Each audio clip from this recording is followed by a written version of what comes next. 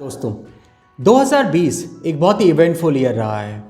World wide major economies काफ़ी तेज़ी से रिकवरी ले रही हैं और ऐसा लग रहा है कि आने वाला डिकेड 2020 से 2030 का इमर्जिंग इकोनॉमीज के नाम रहने वाला है और इंडिया के लिए ये 10 साल बहुत ही स्पेशल होने वाले हैं।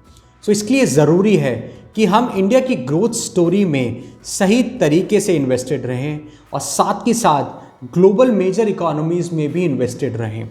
इसलिए दोस्तों आज का ये वीडियो बहुत ही स्पेशल है क्योंकि ये आपको ये बताने वाला है कि इस दिवाली पे ऐसे कौन से 6 म्यूचुअल फंड्स हैं जिनमें आपको एलोकेशन लेना चाहिए, जो आपको ग्रेजुअली एक अच्छा रिटर्न बना के दे सकते हैं और over a long period of time आपके लिए एक अच्छी वेल्थ भी क्रिएट कर सकते हैं। सो दोस्तों इस वीडियो में एंड तक बने रहें और अगर आपने अभी तक भी इस चैनल को सब्सक्राइब नहीं किया है तो बेल आइकन को दबा के आज इस चैनल को सब्सक्राइब करें।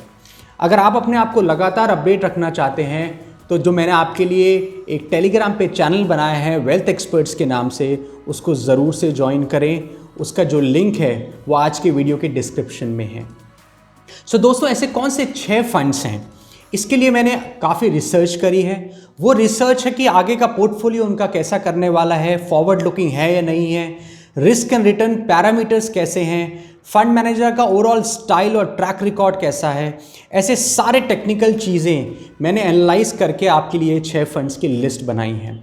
सो दोस्तों मैं आज आपसे बहुत टेक्निकल बात नहीं करूंगा बट इस सारी रिसर्च का क्या रिजल्ट है वो आपसे शेयर करूंगा। तो जो पहला फंड है जो मैं आपको रिकमेंड करना चाहता हूं या आपसे शेयर करना चाहता हूं वो है पराग पारेख का लॉन्ग टर्म इक्विटी फंड। ये फंड बहुत ही स्पेशल है और बहुत ही अच्छे तरह से मैनेज किया गया है। 30 से 35% ये बाहर की इक्विटी स्पेशली यूएस इक्विटीज़ में भी इन्वेस्ट कर रहा है और इस वजह से ओवरऑल ये पोर्टफोलियो बहुत ही अच्छी तरह से अलाइंड है। रिस्क रिटर्न पैरामीटर्स काफ़ी फेवरेबल हैं। सो ये एक फंड है जो मैं पर्सनली अपने पोर्टफोलियो को लेके भी काफ़ी बुलिश हूँ। सेकेंड फंड है दोस्तों मेरे asset emerging blue chip fund. Large and mid cap category का ये फंड काफ़ी अच्छा परफॉर्मर रहा है। पोर्टफोलियो आगे के हिसाब से फॉरवर्ड लुकिंग है और आने वाले समय में इस पोर्टफोलियो की क्वालिटी और परफॉर्मेंस दोनों बहुत ही अच्छी रहने की उम्मीद है। फंड मैनेजर का ट्रैक रिकॉर्ड भी बहुत अच्छा है। सो ये जो दूसरा फंड है ये भी काफ़ी अच्छा करता हुआ दिख रहा है। तीसरा फंड जो मैं पर्सनली अपने पोर्टफोलियो में काफ़ी ले रहा हूँ वो है एसबीआई का फोकस इक्विटी फंड। अगेन इस फंड का जो रिस्क रिटर्न पैरामीटर्स हैं वो काफ़ी फेवरेबल हैं। इसका जो ओवरऑल पोर्टफोलियो है वो काफ़ी अच्छे तरह से बनाया गया है, कुछ ग्लोबल इक्विटीज़ भी ली गई हैं। सो ये पोर्टफोलियो भी, ये फंड भी मुझे आगे अच्छा करता हुआ दिख रहा है। सो दोस्तों इन 3 इक्विटी फंड्स में मैं पर्सनली काफ़ी बुलिश हूँ और मुझे लगता है कि आने वाले समय में ये फंड्स डेफिनेटली अच्छा करेंगे। चौथा फंड है एक डेट फंड जो है HDFC कॉर्पोरेट बॉन्ड फंड। इस फंड की बहुत ही पुराना और अच्छा ट्रैक रिकॉर्ड रहा है। AAA and above rated portfolio में ये इन्वेस्ट करता है। कुछ सोवरेन क्वालिटी के जो गवर्नमेंट बॉन्ड्स हैं, जो सोवरेन बॉन्ड्स हैं वो भी इस पोर्टफोलियो में हैं और ओवरऑल इस पोर्टफोलियो का track record, risk return parameters सब बहुत ही फेवरेबल है। सो डेट का जो भी एलोकेशन है वो आप इस फंड में ले सकते हैं। पांचवा फंड अगेन एक डेट फंड है, वो है IDFC का banking and PSU debt fund. आने वाले 3 से 4 साल के हिसाब से जो आगे का इंटरेस्ट रेट का आउटलुक लग रहा है, जो लिक्विडिटी सिनेरियो लग रहा है, उसमें एक banking and PSU debt fund का होना बहुत ज़रूरी है पोर्टफोलियो में, जो AAA रेटेड बॉन्ड्स या सोवरेन G-Sec फंड्स में इन्वेस्ट करेगा। सो डेफिनेटली ये एक फंड एडवाइजेबल है 3 से 4 साल के लिए एलोकेशन लेने के लिए, क्योंकि इसमें क्रेडिट रिस्क भी ऑलमोस्ट निल है और ओवरऑल अगर इंटरेस्ट रेट का सिनेरियो आगे फेवरेबल रहता है तो इस फंड्स के रिटर्न एक अच्छी रेंज में रहेंगे। दोस्तों जो छठा फंड है वो एक कमोडिटी रिलेटेड फंड है। जैसे पहले की वीडियोस में मैं गोल्ड को लेके काफ़ी बुलिश था, आज भी मैं आपको एक गोल्ड का रिलेटेड फंड बताने वाला हूँ which is Nippon India gold ETF और निपॉन गोल्ड ETF बीज। और इसी के साथ अगर आपका डीमेट अकाउंट नहीं है तो इसकी जगह आप निपॉन का गोल्ड फंड भी ले सकते हैं।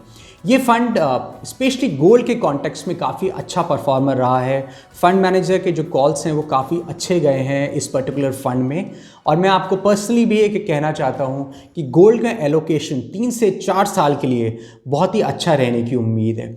सो दोस्तों, इन 6 फंड्स को आप इस दिवाली पे ले सकते हैं और इस दिवाली को अगले आने वाले 3 से 5 साल के लिए बहुत ही मेमोरेबल और स्पेशल बना सकते हैं।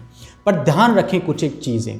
पहला, अगर आप इन फंड्स में एलोकेशन ले रहे हैं, खासकर इक्विटी फंड्स में, तो हम प्लीज़ अपनी रिस्क एपेटाइट और अपनी गोल्स एंड ऑब्जेक्टिव्स को ढंग से समझ लें इन फंड्स में इन्वेस्ट करने से पहले। दूसरा, इक्विटी फंड में इन्वेस्टमेंट कम से कम 4 से 5 साल के लिए करें और डेट फंड और गोल्ड फंड में इन्वेस्टमेंट कम से कम 3 से 4 साल के लिए करना है। नेक्स्ट इंपॉर्टेंट पॉइंट, इन सारे और ये तीनों इक्विटी फंड में जो भी आप इन्वेस्ट करें वो सिस्टमैटिकली करें। या तो SIP which is systematic investment plan को फॉलो करें या सिस्टमैटिक ट्रांसफ़र प्लान के थ्रू इन फंड्स में इन्वेस्ट करें। इन तीनों इक्विटी फंड में लमसम इन्वेस्ट ना करें, सिस्टमैटिकली ही इन्वेस्ट करें। सो दोस्तों, इन 6 फंड्स में मेरा पर्सनल एलोकेशन भी है एंड मुझे लगता है कि आने वाले समय में ये 6 फंड्स एक अच्छा पोर्टफोलियो बना सकते हैं और आपको आपका रिटर्न भी अच्छा क्रिएट कर सकते हैं and over a long period of time एक अच्छी वेल्थ भी क्रिएट कर सकते हैं। सो दोस्तों, इस पूरे पोर्टफोलियो से रिलेटेड या आपको इन्वेस्टमेंट्स या म्यूचुअल फंड से रिलेटेड अगर कोई भी डाउट्स हो तो कमेंट बॉक्स में ज़रूर से मेंशन करें। ये दिवाली आपके और आपके परिवार के लिए बहुत ही मंगलमय हो। I wish a very happy and prosperous Diwali. All the best दोस्तों।